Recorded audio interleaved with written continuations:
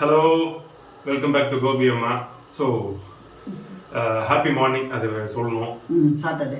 ஆமாம், இனி வேற சனிக்கிழமை. ஆமாம். ஸோ நேற்று வீடியோ பார்த்தவங்க, அதாவது நம்ம வீட்டுக்குள்ளே பாம்பு வந்தது. வீட்டுக்குள்ளேங்கிறத தாண்டி இந்த இப்போ நான் இருக்கிற பெட்ரூம்குள்ளே பாம்பு வந்துச்சு. அந்த வீடியோ நான் போட்டிருந்தேன். பார்க்காதவங்க நேற்று வீடியோ போய் பாருங்கள். நம்ம சேனலுக்குள்ளே போனீங்கன்னா தெரியும். சர்ச்சில் கோபியமாக நடிச்சிங்கன்னா வரும். இசை போய் பார்க்கலாம். ஸோ நிறைய பேர் வந்து நிறைய சஜஷன் கொடுத்துருந்தீங்க, சேஃபாக இருங்கன்னு சொல்லியிருந்தீங்க. ரொம்ப ரொம்ப ரொம்ப ஹாப்பி. நம்ம பழைய ஆதி காலத்து சப்ஸ்கிரைபர்லாம் திரும்பி வந்துட்டு இருக்காங்க. உண்மையாலுமே ரொம்ப ரொம்ப ஹாப்பி. இதெல்லாம் எங்கே போயிட்டாங்கன்னு இத்தனை வருஷமா தேடிட்டு இருந்தேன். வந்துட்டு இருக்கீங்க. இதே மாதிரி வந்தவங்க தொடர்ந்து ஆதரவு கொடுத்தீங்க. இப்படியே தொடர்ந்து பழையபடி ஆதரவு கொடுத்து இப்படியே தொடர்ந்து பார்த்துட்டு இருந்தீங்கன்னா ஹாப்பி. தொடர்ந்து பார்க்கறதுக்கு ஒன்றும் இல்லை, அந்த நோட்டிஃபிகேஷன் ஆன்ல இருக்கான்னு பாருங்க. அந்த பெல் ஐக்கான் மாதிரி இருக்கும், அதை கிளிக் பண்ணி ஆல்ல இருக்கான்னு பாருங்க. சப்ஸ்கிரைப் எல்லாம் வந்துட்டீங்கன்னா பார்த்தீங்கன்னா போதும், இனிமேல் தொடர்ந்து வரும். ஸோ நிறைய பேர் வந்து கேட்டது என்னன்னா, சொன்னது என்னன்னா, வீட்டை சுற்றி பூண்டு தண்ணி தெளிச்சு விடுங்க அப்படின்னு சொல்லியிருந்தீங்க. தம்பிக்கலை ஐயனார் கோயில், ஐயன் கோயிலுக்கெல்லாம் போங்க அப்படின்னு சொல்லியிருந்தீங்க. உண்மையாலுமே ஹாப்பியாக இருந்தது. எங்களால் முடிஞ்சா வாய்ப்பு கிடைச்சா நாங்கள் கண்டிப்பாக அந்த இதுக்கெல்லாம் போகிறோம். எனக்கு ஒன்றும் புரியல, இந்த பெட்ரூம்குள்ள எப்படி பாம்பு வந்தது? எனக்கு கான்ஃபிரேஷனாக இருக்குது. எங்கே வந்திருந்தா அங்கே வந்திருக்கோம் தோட்டத்துலையா, இல்லைன்னா முன்னாடி ஹாலில் வந்திருக்கேன். ஆனால் இங்கே பெட்ரூமு, அது நீ மேலேருந்து வந்து இங்கே கை மேலே இப்படி விழுந்து, மேலேருந்து விழுந்தது. அது எப்படி மேலேருந்து விழுவும்? இது வந்து ஒரு தீவிர ஆராய்ச்சி நேற்று பண்ணோம். எப்படித்தான் வந்துச்சு? ஏன்னா எனக்கும் ஒரு குழப்பம். இப்படி ஒன்றும் இல்லை, நான் இப்படி இருக்கிறேன், மேல இருந்து இப்படி பாம்பு விழுந்ததுங்க. மேலே என் மேலே விழுந்துதான் கீழே போச்சு. ஸோ எனக்குமே இது வந்து ரொம்பவே குழப்பமா இருந்தது. எப்படி வந்திருக்கும்? ஸோ பாசிபிலிட்டி அப்படின்னு பார்த்தீங்கன்னா வென்டிலேஷன், அது அவ்வளோ இருக்குது. வென்டிலேஷன் ஒரு காட்டுற பாருங்க, மேலே வென்டிலேஷன் இருக்கு. ஸோ 2 வென்டிலேஷன் இருக்கு. வென்டிலேஷன்ல வந்திருக்குமோன்னு சொல்லிட்டு வென்டிலேஷனையும் போய் செக் பண்ணோம். இரும்பு இதுல போட்டு ஃபுல்லா கவர் பண்ணிருக்கு, ஜல்லடை மாதிரி. ஆமா. ஸோ அதுக்குள்ள வரதே ரொம்ப கஷ்டம். பாம்பு வர்றதுக்கு வாய்ப்பே இல்லை. இது என்னோட ரூமோட ஒரு வென்டிலேஷன். இது பாருங்க, ஃபுல்லாக க்ளோஸ் ஆகிருக்கும். ஸோ இதுக்குள்ளே எதுவும் வர முடியாது. அதே மாதிரி இங்கேயும் ஒரு வென்டிலேஷன் இருக்குது. ஸோ இதிலும் ஃபுல்லாக க்ளோஸு. இதுலேயுமே எதுவுமே வரக்கு வாய்ப்பே இல்லை. அப்புறம் எப்படி வந்தது? சிம்பிள், இந்த பின்னாடி இருந்தால் வந்துருக்குது. இந்த பின்னாடி இந்த தோட்டத்தில் அது இருந்தால் வந்துருக்குது. ஏன்னா இப்படி சொல்கிற? வென்டிலேஷன் இது அதில் வந்தால் விழுந்ததுன்னு சொன்னேன். சரி, அதில் ஓட்டையெல்லாம் அடைச்சிருக்குன்னு சொன்னேன். இப்போ தோட்டத்து வழியாக இது தோட்டத்துலேருந்து வந்ததுன்னு சொல்கிறேன். தோட்டத்துலேருந்து ஜன்னல் வழியாக வரக்கு நாம தான் இந்த இது போட்டு வச்சுருக்கோமே, என்ன இந்த கொசு வராமல் இருக்க வலை போட்டு வச்சுருக்கேன். அதில் எப்படி வலையிலேருந்து உள்ளுக்குள்ள பூந்து போயிருங்கிறேன். அதை வந்து உங்களுக்கு கிளியராகவே இப்போ ரொம்ப ரொம்ப க்ளோஸாகவே, ஏன்னா இதையும் நான் ரொம்பவே செக் பண்ணி இப்படி தான் வந்திருக்கும், வேறு வழியே இல்லை அப்படிங்கிறத தான் நான் இப்போ நேற்று எல்லாமே பார்த்தோம். அதை உங்களுக்கு இப்போ ரொம்ப க்ளோஸ்லேயே காட்டுறேன் வாங்க. ஸோ இதில் எப்படி வந்திருக்கும் அப்படின்னு கேட்டிங்கன்னா, பின்னாடி செடி இருக்கு.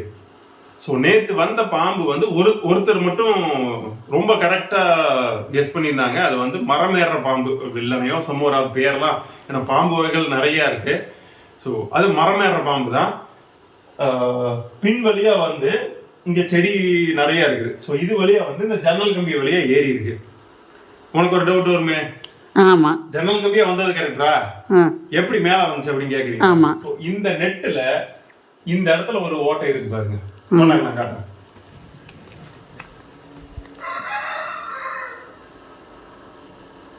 சோ தெரியுதுங்களா? இந்த இடத்துல ஒரு ஓட்டை இருக்கு. இப்ப தெரியுதுங்களா? இந்த ஓட்டை வழியா சோ பாம்பு என்ன பண்ணி இருக்குதுன்னா, இந்த ஜன்னல் கம்பி வழியா ஏறி இந்த ஹோல்ஸ் வழியா இப்படி வந்து இது வழியா வந்துட்டு பதட்டத்துல என்ன பண்றதுன்னு தெரியாம இங்கிருந்து மேல குதிச்சிருச்சு.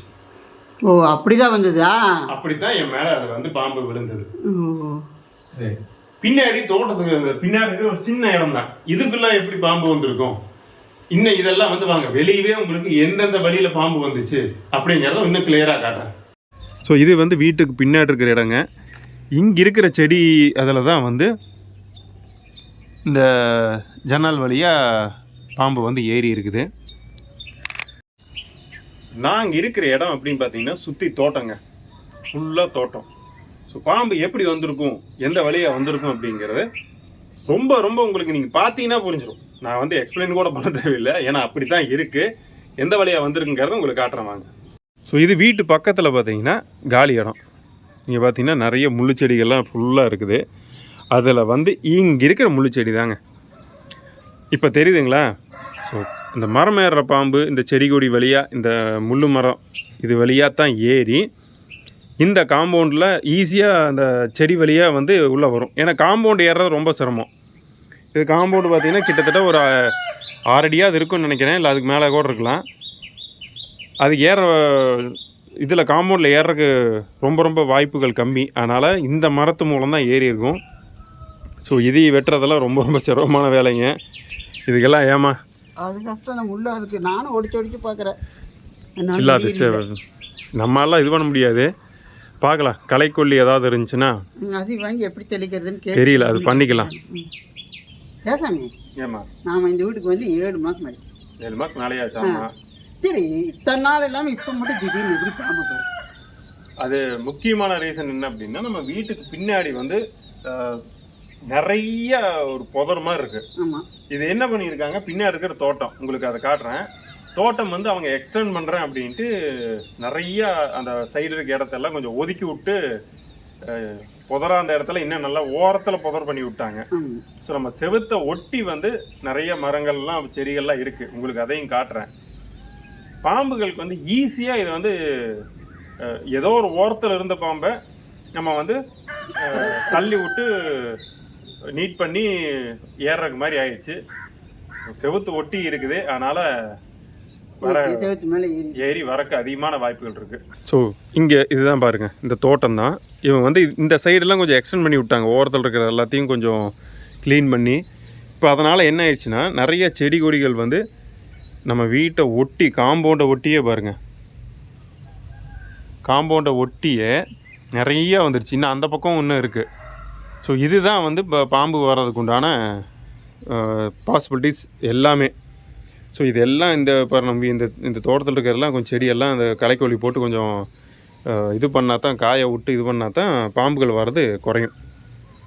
ஸோ இப்போ பார்த்துருப்பீங்க, ஸோ பாம்பு எப்படி வந்திருக்கும் என் வீட்டுக்குள்ளே, அதுவும் என் பெட்ரூம்குள்ளே எப்படி வந்திருக்கும் அப்படின்ட்டு. ஆல்மோஸ்ட் தெளிவாக சுற்றி இருக்க இடத்த எல்லாத்தையும் காட்டிட்டேன். புரிஞ்சுதா? உனக்கும் புரிஞ்சுதா? எனக்கும் புரிஞ்சு சாமி. சரி, வீடியோ பிடிச்சிருக்கு நம்புறேன். பிடிச்சதுன்னா எல்லாருக்கும் ஷேர் பண்ணுங்கப்பா, மறக்காமல் லைக் எல்லாம் பண்ணுங்கள். இதில் யாரும் லைக்கே பண்ண மாட்டேங்கிறீங்க, என்னன்னு தெரில. சரி, ஓகேங்க, மறுபடியும் அடுத்த வீடியோவில் பார்க்கலாம். பாய்.